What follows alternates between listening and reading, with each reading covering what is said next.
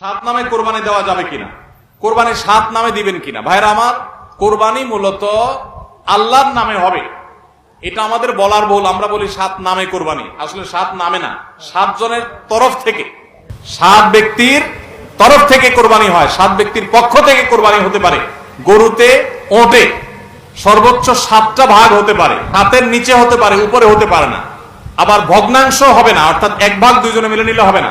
বুঝে আসছে কথা? তিন ভাগ হতে পারে, দুই ভাগ হতে পারে, সাত ভাগ সর্বোচ্চ হতে পারে। সাত ব্যক্তির পক্ষ থেকে কোরবানি যথেষ্ট হবে। গরু এবং ওটে, মহিষে, এগুলোতে যথেষ্ট হবে। পরিষ্কার নবী করিম সাল্লাল্লাহু আলাইহি ওয়াসাল্লামের হাদিস রয়েছে। আজকাল অনেক আলেমরা এটা নিয়ে, বা কোন কোন আলেমরা এটা নিয়ে মত পার্থক্য করেন, দুর্ভাগ্যজনক সেটা। এটা নিয়ে সংখ্যাগরিষ্ঠ ইমামদের দ্বিমত নাই। আরব আজম কোন দেশে সংখ্যাগরিষ্ঠ আলেমদের কোনো দ্বিমত নাই যে গরু, ওট এগুলো সাত ব্যক্তির তরফ থেকে যথেষ্ট হবে।